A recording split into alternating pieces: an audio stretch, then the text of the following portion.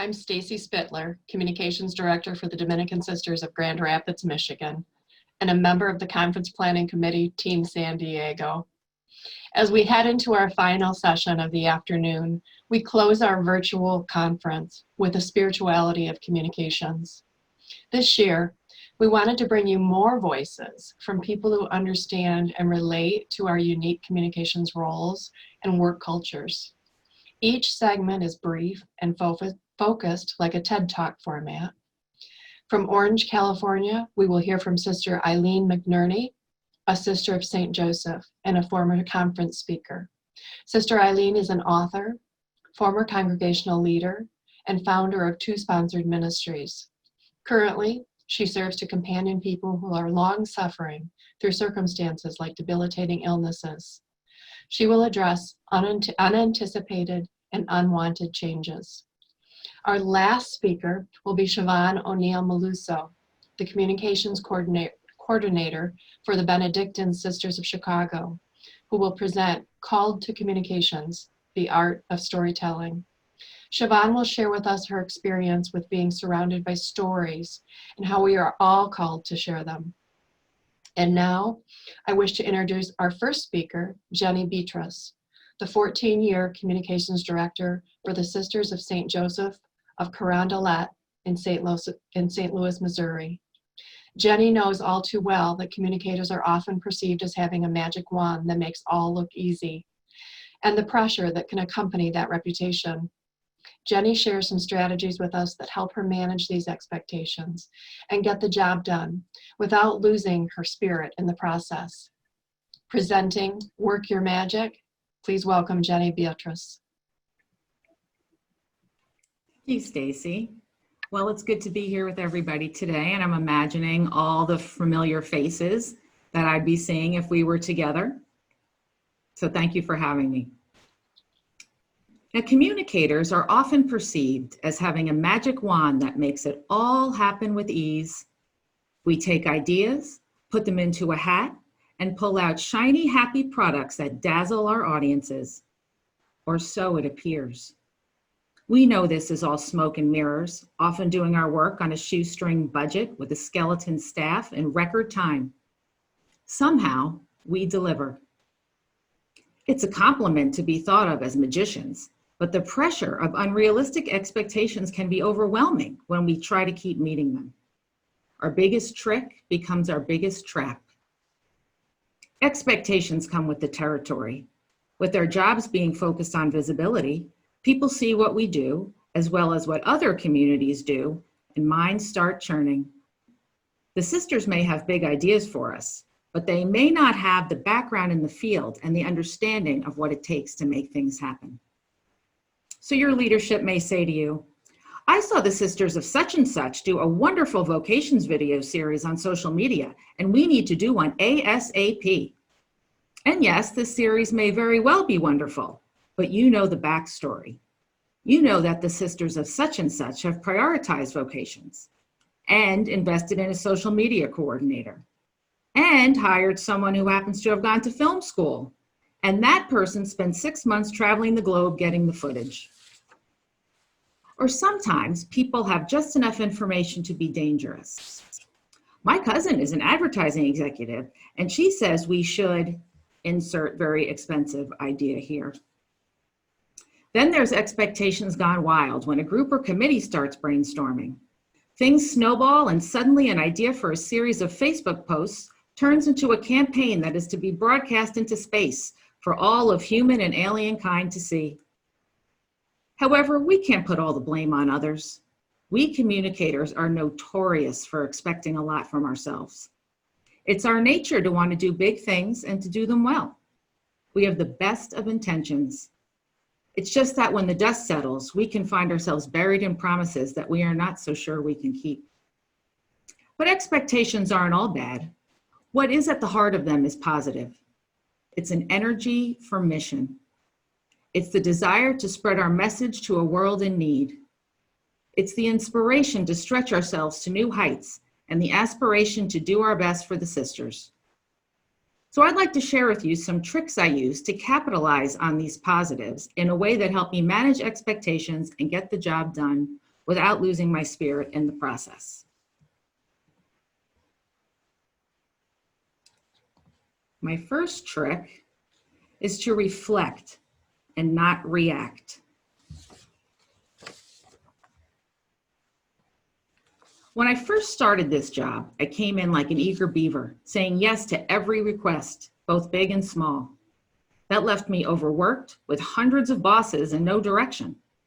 To reel it back in, I started saying no, quick to decide that a particular request didn't fall within the rigid parameters I set for determining what could and would be done. Of course, every job seemed like an exception to the rule, and who knows what opportunities I may have missed in the process. So both approaches were very reactive. So now, instead of offering an instant yes or no, I do a little reflection before answering. When I recognize that I have that gut reaction before their period is even at the end of the sentence, I do not raise my hand or reply to that email until I've had the chance to gather more information and discern the request. So let's face it, nobody's coming to us with questions like, how do you think we can best reach our intended audience with this clearly defined message? People come to us asking for the end product.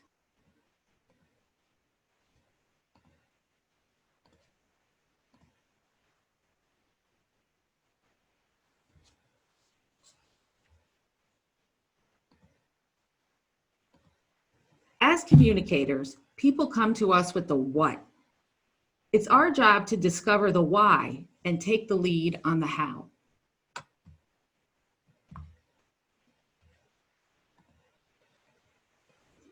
So beyond the when do you need this by questions, ask them about their why. What's the message? Who is the intended audience? And what is the desired outcome? What exactly is getting them so excited about this idea in the first place? And let's not give leadership a pass on these kinds of questions as well. It's important to show them that we're thoughtful and deliberate about the kinds of jobs we are doing, and it helps them to see our process. Ask yourself some questions as well. Does the project support the current goals of the community or of your office? Do you even have the resources to get the project done? Of course, resources include human, financial, time, and technology. But don't discount your own excitement for the project as an important resource as well. In the end, you may decide the project is a go, or perhaps the project as presented to you is not really an option right now, but you can instead offer an alternative that could work better for all. Or perhaps you know that some other group is already on this. CWR is a good friend here for that. And you can share work that is already being done. Or perhaps it's not in the cards for you, but you know just the person that can help them carry it through to the end. So stay open to possibility and nurture that spark that is at the heart of the project in the first place, because that is truly where the magic happens. My second trick is to release. Release the habits that take a lot of time and energy, but have little return on investment.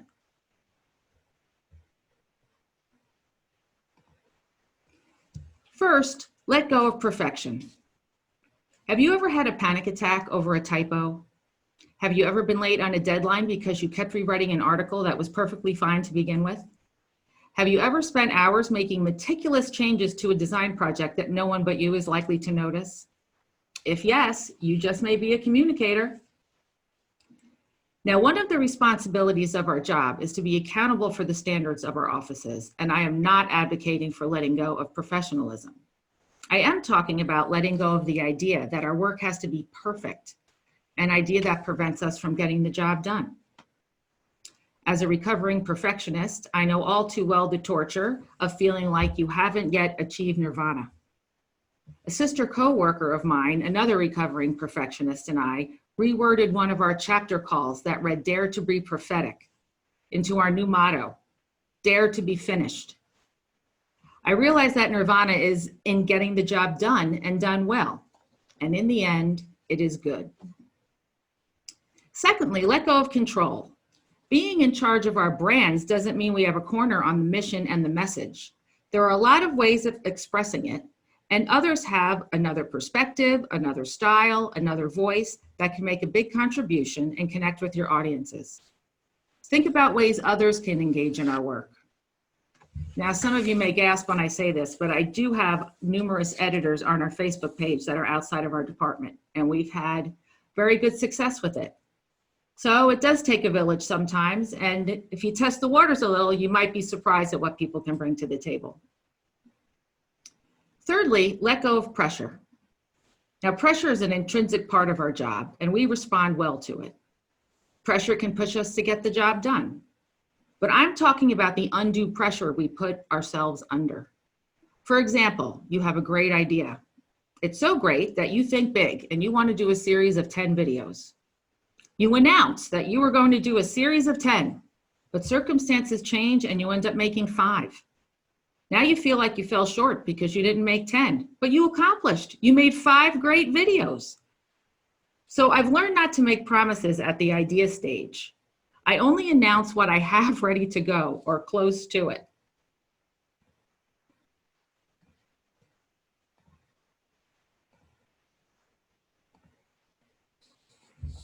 So remember, no one knows what we're going to do, only what we do.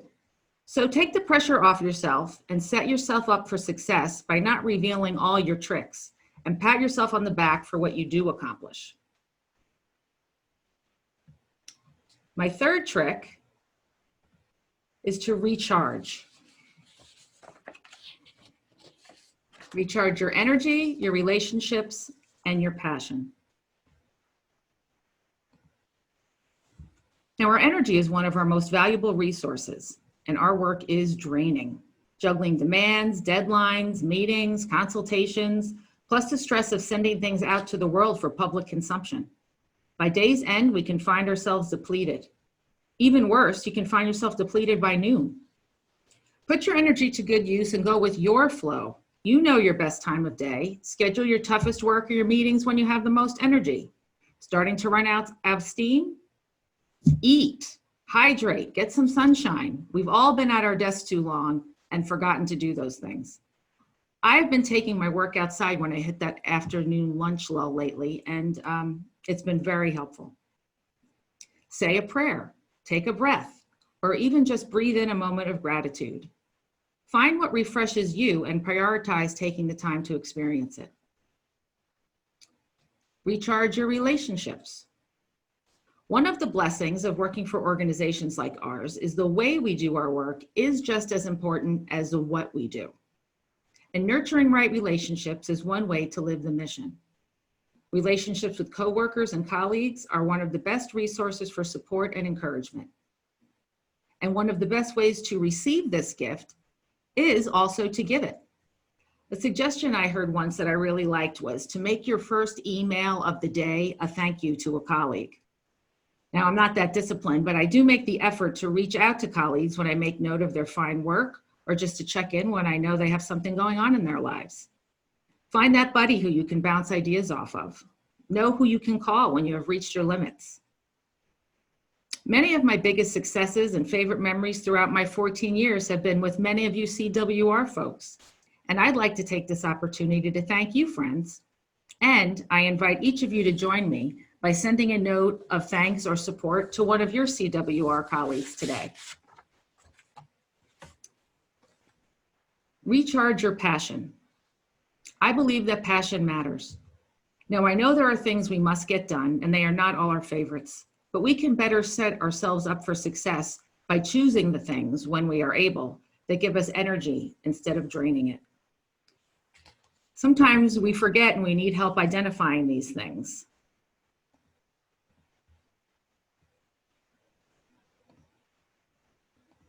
Ask yourself some questions. What are you naturally good at? What problems do you enjoy solving? What successes brought you joy? And what would you like to learn more about?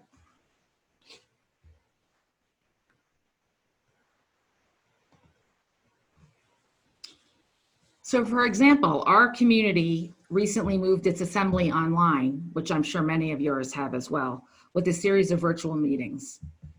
So I was asked not to only do the communications, but to serve as the facilitator. And this isn't necessarily a communicator's job, but it does suit me. I'm good at leading a team. I thrive off coordinating all the moving parts. I've been part of many province, congregational, and federation event teams, and I've enjoyed knowing I'm a part of their success. And I want to learn more about how Zoom technology can be better utilized to keep our community connected. So it's been quite a lot of work, but it's been very rewarding. So look for those opportunities that gel with your talents. And when you find them, raise your hand and say yes. So what's the takeaway here? What is that magic that everyone constantly attributes to us? The magic is you. It's your expertise, your experience, your energy, and your passion. Be the driver of your work. Let go of the habits that keep you down and move toward the people and projects that bring you joy. Even just making one small change that you can commit to will make a big difference. And like all good magicians do, we'll keep these tricks our little secret. Well, thank you for sharing this time with me. And now we head across the country to Orange, California for our next segment with Sister Eileen McNerney. Thank you. We're not in San Diego, but we're about 100 miles north of it, so welcome.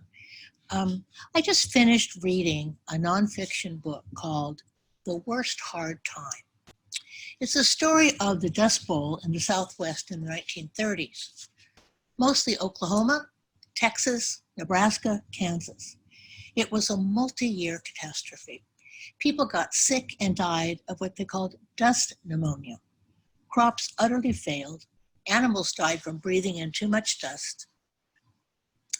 And if there were any crops left, the locusts that Sister Terry showed us this morning came in and devoured anything that was live to eat. Unrelenting poverty, eviction, loss of property, a proud and hardy people pushed to their limit by near starvation. What about 2020, I'm thinking? Isn't this the worst hard time? You know the descriptors: sickness, fear, death, isolation, loss of employment, an economy nearly bottomed out, and for those with limited means, debt, possible eviction, and despair. Add to that repeated hurricanes in the southeast this year, floods, mess of fires in the west that are still burning. Top that off with a vicious political climate that increases by the day. This is a year unlike any time that I can recall. Sometimes, after watching the debate last night, it makes me want to scream, and this sometimes expresses what I feel. This pit of angst and grief came to me for a head this last month. We have an old wives' tale in our congregation for decades. It goes like this, and it comes out of a retirement community. They say, we die in threes, the older nuns used to tell me. One person dies, and then she comes for two others. Nobody knows who they are. I don't think it's a real pickup when you live in a retirement community. I've always refused to believe this line. Just so, we lived for nearly 9 months this year without a single death. Quite rare. And then a month ago, 3 of our nuns died within the same week. Not from the virus, each from a different cause. I guess we die in threes. We've always tried to give our sisters a great send-off. You know the story. There will be no weeping husband throwing himself over the casket, no children or grandchildren sobbing in the front row. No matter, we knew how to do it right for our fellow sisters. In my congregation, a funeral is akin to a sacred opera, drama, the main character being the deceased. Music sung at full throttle, a procession both in and out, candles, flowers, incense, readings and music chosen by the deceased herself. Heartfelt testaments to a life well lived, followed by coffee and cookies. Now, during this year of social distancing, however, we don't gather for our funerals. We watch them on Zoom. They are carefully planned, but oh so low key. The last of the three funerals, that's when I felt the gut punch of this dang virus. Life's not supposed to be this way, I muttered. When are we going to get back to how we were? When will we be able to gather again? When can we hold large face-to-face meetings? When can we celebrate liturgy as a community? When can we sing our hearts out? Will we ever hug again? Even a 10-second hug, I learned, can strengthen my endorphins and nourish my trust of others. Will we remember to hug next year? I found a quote recently that I think reflects our current need of good advice. Don't look back. You're not going that way. It doesn't make sense to go back, but neither can we realistically plan for the future. No matter that our use of technology this year has sometimes been iffy and awkward, what we do know is that this technology is only going to get better and be used more broadly and effectively in the future. And that's where we're heading, the future, whether or not we can clearly see the path ahead. So no looking back, and we have limited ability to plan for the future right now. What does it mean to live in the present? I've come to understand one thing about trying to live in the present, and that is that the energy that it takes to stay in the present can stretch my soul a bit. Living in the present means that I don't fuss over past regrets or get too preoccupied about what's going to happen on November 3rd. There is a spirituality of the present that has been well honed for decades by those who embrace a 12-step spirituality so that they might free themselves from addiction to alcohol, drugs, food, sex, gambling, games, you name it. To stay in the present, these faith-filled people use what they call the serenity prayer. While the words are simple, their meaning is profound. God, grant me the serenity to accept the things I cannot change, the courage to change the things I can, and the wisdom to know the difference. I see this as an anti-anxiety prayer. If you can, say it with me and think about each line carefully, because it's about living in the present. God, grant me the serenity to accept the things I cannot change, the courage to change the things I can, and the wisdom to know the difference. So another little image that I thought about related to anticipating the plan for the future is, while we're waiting for God to open the door to our present, we need to praise God in the hallway. There's not always much light in the hallway, no windows, so not much cross ventilation. But heck, we can still pray in gratitude while we're in the hallway, in the waiting room. My gratitude prayer goes something like this. Thanks, Lord, I'm alive. I'm safe. I have a cell phone, an iPad, access to a flushing toilet, perhaps some good company of people waiting there with me. With your help, maybe, I'm going to be okay in this waiting room, this hallway called the present. In every age, communications has been a challenge. I think that it started between Adam and Eve and God. Try as we might, I don't think communication is ever going to be perfect for everyone involved at all times. But did you know that Jesus has the equivalent of a master's degree in communication? He was an incredible storyteller. He used his stories to influence whoever was within hearing distance. He had a lot of good news to share. His message was also bold and challenging. He wanted people to remember his stories and to pass them on. He told stories that people wouldn't easily forget. The prodigal son, the good Samaritan, a woman searching her entire house for one lost coin, a shepherd who leaves his flock to find one stray. So in the name of Jesus, who is it that we want to influence today? With whom do we want to share the good news of our present day? When many of today's headlines are dark, worrisome, fearful, we as communicators can ask for the grace and imagination to make our own headlines. My long experience in religious life has taught me that my fellow sisters along with those who associate themselves with us, have done and continue to do hidden and powerful things in the name of God. Often it's under the radar. Just the same, it's a story that deserves to be told. We have a small guest house on our property, 3 bedrooms with baths, each with a sizable shower. Because of the COVID virus, we've not been able to use this guest house. So during this very hard time, a number of homeless people are invited to come to this guest house each week so that they can shower, wash their hair, clean up, a small yet powerfully compassionate act. Every guest leaves with a renewed sense of human dignity, we hope, and a bagged lunch. That's good news for those who are homeless, for our sisters, and good news for those who support our sisters as well. So who, what, when, where, how did it start? What's the story here? What's the headline? What headlines are yours to share? The roles that we have in communications can best be described as a vocation or a call to communicate in the name of God. This requires not just great skill, but skills infused by grace. God gave me some wonderful gifts to be used during my time on earth.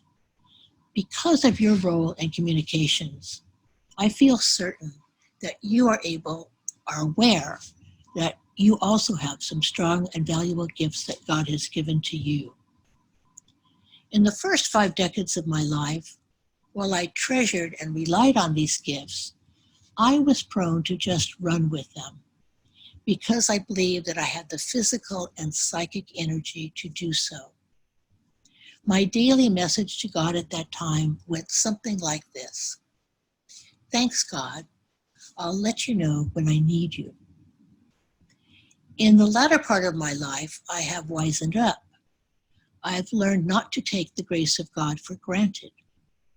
If I'm going to be in relationship with God, I need to let God in on my life, not just the parts of my life that I think God would approve of.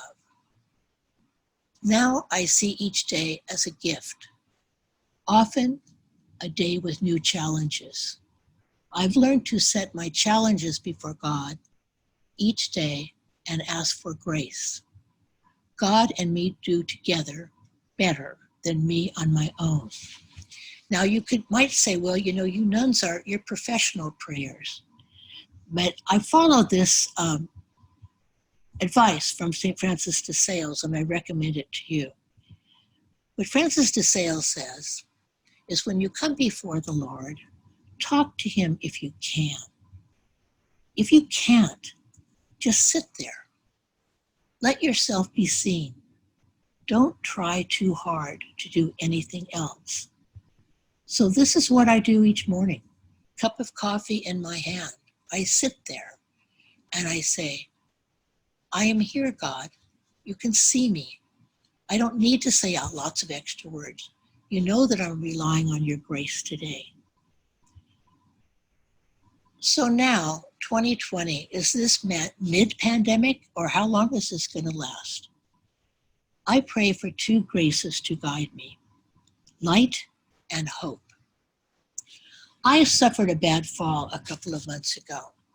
It shook me up. Well, I didn't break anything. It rearranged my body. My pride took a major hit. While I fell in the daylight, I learned something about preventing falls in the future. First lesson, don't walk in the dark. Sight is the single most important asset if we want to stay on our 2 feet. In order to see clearly, we need light. And St. Francis of Assisi reminds us that all the darkness in the world cannot extinguish the light of a single candle. As communicators, we're called to hold a candle for others. And so we pray for light and the stamina to hold our candles steady. So Lord, help me to see, help me to vision, Help me to shed light so that others may see too. Let's also pray for hope. Many years ago, Karl Rahner, a Jesuit theologian, wrote a brief piece entitled, "Why I Have Reason to Hope in Times Like This." It was a dark time. I don't have his words, but I have never forgotten the beginning. Why I have reason to hope in these dark times. Spanish, which I have been studying for 40 years, is my clumsy second language. Recently, I remembered that there is a word in Spanish that has two different and important meanings. The word esperar means to wait. That same word, esperar, also means to hope. Tough, worrisome news day after day can overwhelm and deplete one's soul energy. The last thing we want to happen is to have our vision, imagination, and soul energy depleted. So let us remember each day to ask God for light to see and hope to trust. St. Augustine, who lived in the 4th century during more than one no vaccine, no respirator plague, had this to say about his experience. Bad times, hard times, this is what people keep saying. But let us live well, and times shall be better. We are the times, such as we are. We are the times. I think that St. Augustine could probably say the same of us today. You are the times, such as you are. You are the times. These challenges today, by the grace of God, they are our challenges, and this is our time. And time, each day of it, is precious. I will conclude with the words of John Lennon, though they could have easily been attributed to Jesus Christ as well. Everything is going to be okay in the end. If it isn't okay now, it's because it's not the end. Thank you for allowing me to join you today. I wish you much success and to know everything is going to be okay. And now we travel to Chicago for the art of storytelling with Siobhan O'Neill Meluso. Thank you. Write it down. That's a good one. Famously said by Irish comedian Hal Roach.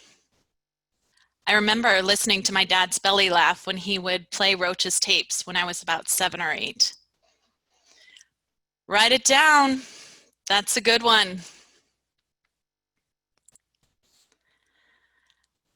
One of our many family trips to Ireland, we were on a bus tour of the West Coast, the famous Cliffs of Moher.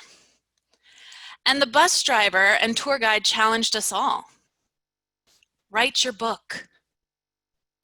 I was about 17 at the time and was so moved by this man's words that my dad and I often repeat that phrase to each other and other family members like a mantra. Write your book. Write your book. Write your book. And who better to be the patron saint of telecommunications than an archangel? We hit the jackpot, didn't we? Saint Gabriel. Angels, who are messengers from God, are found in Scripture at very significant moments. In the 6th month, the angel Gabriel was sent from God to a town of Galilee called Nazareth, to a virgin betrothed to a man named Joseph of the house of David, and the virgin's name was Mary. And coming to her, he said, "Hail, favored one, the Lord is with you." But she was greatly troubled at what was said and pondered what sort of greeting this might be. Then the angel said to her, "Do not be afraid, Mary, for you have found favor with God." Hi, everyone. I'm Siobhan O'Neill Meluso, the Communications Coordinator for the Benedictine Sisters of Chicago. And I'm sharing with you today, Call to Communications, the Art of Storytelling. I believe we all have been called to serve, in our various communication roles. I would even go as far to say that you too might have a few examples like me of a phrase or mantra that has just stuck with you. Write it down. Write your book. A more recent example is from my current work with the Benedictine Sisters of Chicago. Benedictine spirituality is derived from St. Benedict's rule. Listen with the ear of your heart are the opening lines of the prologue of Benedict of Nursia's rule. This 6th century classic text is filled with universal insights into life, the ordinary life, listening, and silence. Important aspects of Benedictine spirituality serve me well in my work as a storyteller for the sisters. What part of your congregation's charism or spirituality comes to mind as you share their stories? Long before I wrote stories, I listened for stories. Listening for them is something more acute than listening to them. I suppose it's an early form of participation in what goes on. Listening children know stories are there. When their elders sit and begin, children are just waiting and hoping for one to come out like a mouse from its hole, says Eudora Welty, a short story writer. How true are these words and this image? Speaking of imagery, how often are we sharing a story through a photograph or video these days? Our calling as communicators is a gift because we get to share the stories of incredible religious women. We get to photograph and video the sisters helping the most vulnerable and standing up for the injustices that plague our world, and then share them to bring peace and inspire the good for all of humanity.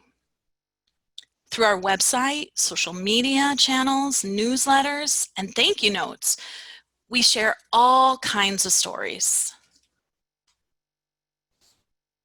We know this to be true too.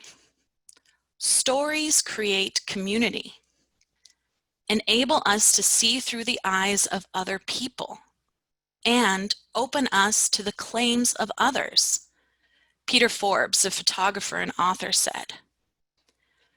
There are so many photos I could choose from that I've taken of our Benedictine sisters, but the look on Sister Anne Sharp's face on our left, wearing red, who at nearly 100 years old at the time of this photo, exuded pure and unwavering joy.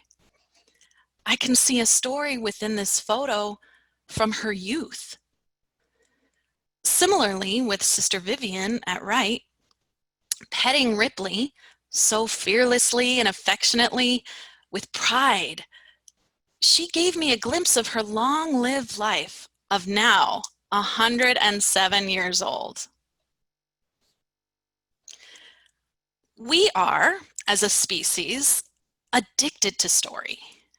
Even when the body goes to sleep, the mind stays up all night telling itself stories. Jonathan Gottschall, the storytelling animal, said this. We all crave stories, and as professional communicators, we are called to share those stories, but we are privileged to do so. We see and hear some of the most intimate parts of the sisters' souls when they share their vocation story with us, as well as their thoughts on the world today. I don't know about you, but I have very vivid dreams. They help guide me as well as validate moments in everyday life too. Do your dreams tell you stories too? Before my high school choir embarked on our trip to Rome in 2000, I had this distinctly vivid dream of this chair elevated and streams and rays of sunshine beaming through the back of it. It was such a beautiful dream. I woke up so excited about what I had seen and experienced Little did I know, once inside St. Peter's Basilica, that imagery had found its way to my dreams. Maybe I saw that image prior to our trip. I really don't think so. My mind was telling me stories. We are all storytellers. We all live in a network of stories. There isn't a stronger connection between people than storytelling. Jimmy Neal Smith, the director of International Storytelling Center, said this: "We could be sharing stories for corporate America or for mom and pop shops, but no, we are communicators for women religious. We are called to share the stories and mission of our sisters. It is our great honor and privilege to be a small part of a community of faith who do good in our world." They would never say anything like this about themselves. That is why we do. We have the means, the tools, and desire to propel their good news to the world. Thank you for accepting the call. Thank you for posting to social media on behalf of your sisters. Thank you for listening to their stories and publishing them. Thank you for learning another skill of communications to serve them better. Thank you for sharing in the lives of these women too. You are part of the story too. Write it down. That's a good one. Thank you. As you can see, we've made it to the end of our conference, and now I am poolside in San Diego, if you can imagine that. I'd like to say thank you to Siobhan and Sister Eileen and Jenny for your segments. I appreciate it very much.